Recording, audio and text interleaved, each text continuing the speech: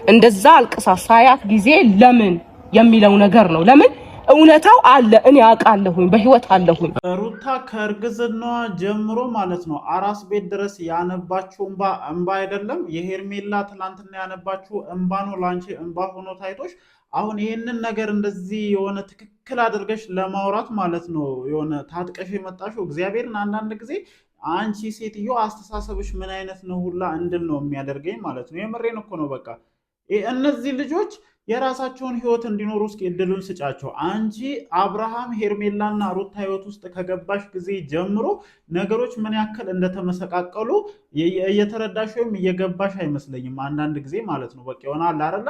ለሩታ ያለሽ ጥላቻ ከመጠን ያለፈ ስለሆነ የምታደርጊያቸው እያንዳንዱ ነገሮች የሆነ ከልክ ያለፉና የሚደብሩ ማለት ነው። እኔ እግዚአብሔርን ንግግሩ አሉ እስኪ ዘገነነኝ ድረስ ነው እየደበረኝ ያለው ማለት ነው። እንዴ ሩታ ያነባችሁን ባስ እስከዛሬ የተሰቃየችው መሰቃየትስ አራስ ቤት እንደዛ በየተራ እየመጣችሁ ስትበጠብጧት፣ በእርግዝናዋ ጊዜ በየተራ እየመጣችሁ ብዙ ነገር ስታደርጓት ያነባችሁ እንባስ የእሷ እንባ ከእንባ የሚቆጠር ምናምን አይደለም። እኔ እንጃ እንዴት እንደምታስቤ አላቅም። ብቻ ወንድምሽን በግድ ወስደሽ ማለት ነው የሆነ አለ አይደለ ከሄርሜላ ጋር መኖር አለብህ አይነት ጭዌ የምትጭዎቹ ጭዌ በጣም የሚደብርና ደስ የማይል ነው። በቃ ፕሊስ በእናትሽ ከቻልሽ እንደ ትልቅነትሽ ከነዚህ ሰዎች ውጪ።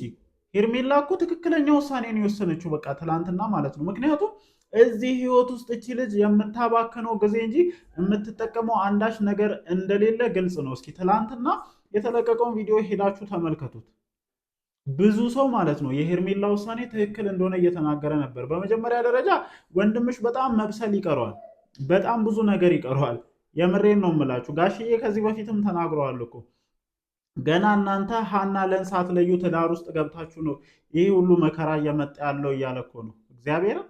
ከዚህ በፊትም ቀድሞ ማለት ነው በቃ አለ አይደለ የአብርሃምን ነገር ቀድሞ ተረድተው ጋሽዬ ያለውን ነገር በግልጽ ተናግረዋል። እና ይሄ ገና ብዙ መብሰል የሚቀረውን ወንድምሽን ለከሌ ካልዳርኩኝ ለከሌ ካልሰጠው ብለሽ የምትሄጂው ርቀት በጣም በብዙ ሰዎች ዘንድ እንድትገመቺ ነው እያደረገሽ ያለው እውነታ ይሄ ነው። እኛ የምናየውን ነገር ከመናገር ወደኋላ ማለት አንፈልግም። አንቺ ገና ለገና ትላንትና የሄርሜላ ንግግርና የሄርሜላ ለቅሶ አሳሰበሽ አለ አይደለ እንዴ? ለምን እስከ ዛሬ ድረስ አልተጨነቅሽም እንዴ? የእናንተ ልጅ እኮ ነው ሩታ ጋር ያለው፣ ይታዘብሻል። ነገ አንድ በአንድ ማለት ነው ላደረግሽው ለተናገርሻቸው ንግግሮች፣ እናቱ ላይ ለሰራሻቸው ግፎች ቁጭ አድርጎ ይጠይቅሻል። ምን አይነት አክስት ነሽ ግን? እውነት እኔ አንዳንዴ አክስቶች በጣም ነው የምትገርሙኝ። ይቅርታ አድርጉልኝና ማለት ነው የምር የኔም ልጆች አክስት አላቸው፣ ግን አክስቶች ትለያላችሁ። የምር አንዳንድ ጊዜ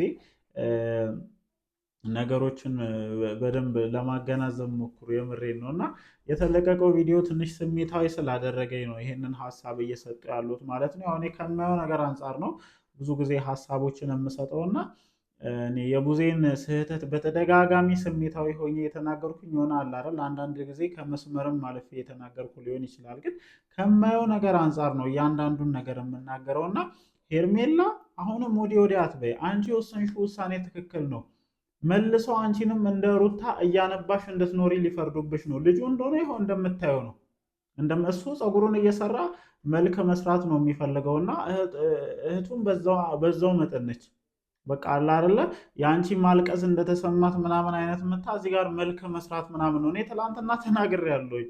ሄርሜላ ይሄንን ነገር ከአፏ ስታወጣ ብዙ ሲጥሩ የነበሩ ብዙ ሲንጨረጨሩ የነበሩ ብዙ አብርሃምና ሄርሜላን ለማጣመርና አብርሃምን ከሩታ ህይወት ለማስወጣት ሲደክሙ የነበሩ ሰዎች አርፈው እንደማይቀመጡ ግልጽ ነበር። ይኸው በነጋታው ተመልሰው ሁሉም መጥተዋልና ይሄ የሚጠበቅ ነገር ነውና ፕሊስ ለራስሽ ያለሽው ራስሽ ነሽ። ራስሽን ከዚህ ነገር አድኝ።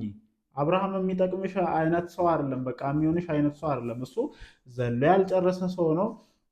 ህይወትን በደንብ እየዘለለ መኖር የሚፈልግ አይነት ሰው ነው እና በግልጽ ደግሞ ይህንን ነገር ነግሯቸዋል። በቃ እሱ በአንድ ሴት ተገድቦ መኖር አይፈልግም። ዘና ፈታ ለቀቅ እያለ ምናምን መኖር የሚፈልግ አይነት ልጅ ነው። እስከ ስታይልም ጀምሮ ብዙ ቼንጆችን እየተመለከትን ነው። ዛሬ ደግሞ ጭራሽ በሹሩቤ መታለች አብርሻችን እና ማለት ነው ቡዜ ወንድምሽ ላይ ስሪ። ሌሎች ነገሮችን ተይና ሌሎችን መውቀስሽን ሌሎች ላይ አስተያየት መስጠትሽን ትተሽ ወንድምሽ ላይ ስሪ። ይሄ ትክክል ያልሆነውን ወንድምሽን ትክክል ነው ብለሽ ሌሎች ሰዎችን እየወቀሽ ሌሎች ሰዎችን ተጠያቂ እያደረግሽ ወንድምሽ ስህተቱ ምን እንደሆነ እንኳን ሳይገባው በጣም ብዙ ጥፋቶችን እያጠፋ ስለሆነ ፕሊስ አሁን ይኸውልሽ አይንሽን ወደ ወንድምሽ አዙሪና ወንድምሽ የሚራመደው የሚሄድበት መንገድ ፍጹም ስህተት እንደሆነ ነገር እግዚአብሔርን እኔ በቃ የትላንቱ ቪዲዮ እኮ ቆንጆ ማስረጃ እኮ ነው። የሄርሜላ ደጋፊዎች ጭምር በሄርሜላ ውሳኔ በጣም ነው የተደሰቱት። ምክንያቱም ከአብርሃም ጋር ሆና ከማልቀስ ውጭ ከአብርሃም ጋር አንድ ቀን ተደሰተች ታውቂያለሽ? እውነት እስኪ ስለ እውነት እንጠይቅ እስኪ። እውነት የሄርሜላና የአብርሃምን ግንኙነት የምትደግፉ ሰዎች ትክክል ናቸው እነዚህ ልጆች ብላችሁ የምታስቡ ሰዎች ካላችሁ እስኪ ሄርሜላ ከአብርሃም ጋር ሆነ ጥሩና ደስተኛ የሆነ ጊዜን ያሳለፈችው መች ነው? ሁሌ እኝኝኝ፣ ሁሌ ለቅሶ፣ ሁሌ ግርግር፣ ሁሌ የሆነ ነገር በቃ ከዚህ ልጅ ጋር እስከሆነች ድረስ አንድ ዓመት ሙሉ እኝኝ እያለች ቆይታለች አይደለ? የሚመጣውም ዓመት ከእሱ ጋር እስከሆንሽ ድረስ እኝኝ እያለች ነው የምትቀጥው። እውነት ነው እንዳፈቀርሽው ይገባናል። ዋጋ የምትከፊለት ስላፈቀርሽው እንደሆነ በደንብ ይገባናል። ግን ልጁ ጋር እኝኝ ብቻ ነው ያለው። እውነታው ይሄ ነው እና ቡዜ ምን ያክል ለሩታ ያለሽን ጥላቻ በግላጭ ነው እያሳየሽ ያለሽው እና ሰው ይታዘበኛል።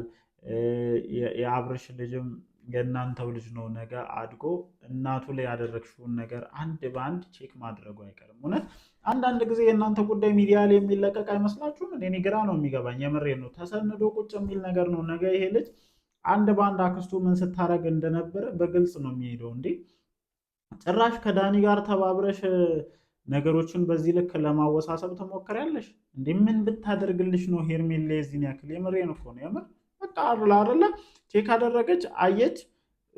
ልጁ ምንም ደስታ ሊሰጣት አልቻለም እኮ። አንድ ዓመት ሙሉ አስለቀሳት። ያችኛዋን ደግሞ 2-3 ዓመት አስለቀሳት። ከእንባ የዘለለ ነገር ለሴቶቹ እየሰጣቸው ያለው ነገር የለም እና እሱ ደግሞ በደንብ በቃ አለ አይደለ አንቺ ጃስት ይዋለሽ። በዚህ በኩል ሴቶቹ መጥተው ያለቃቅሱለታል፣ የኔ ነህ የኔ ነህ ይሉታል። የሚያደርገው ነገር ሁሉ ትክክል እንደሆነ ነው እየተሰማ ያለው እና ፕሊስ ለዚህ ልጅ ጃስ እያላችሁ የልብ ልብ የምትሰጡ ሰዎች ጋሽዬ ወደው አይደለም እኮ በቃ ራሳቸውን ዞር ያደረጉት። አዩ በቃ ይዝለልና አንደኛውን ዘሎ ሲጨርስ ነገሮችን እናስተካክላለን ብሎ ነው እንትን እያሉ ያሉት እና አሁንም የቪዲዮውን መጨረሻ የተመለከታችሁ ሰዎች ካላችሁ አብርሽ መዝለል ይፈልጋል፣ ትንሽ ልዝለል እያላችሁ ነው። እናንተ ደግሞ ተረዱት።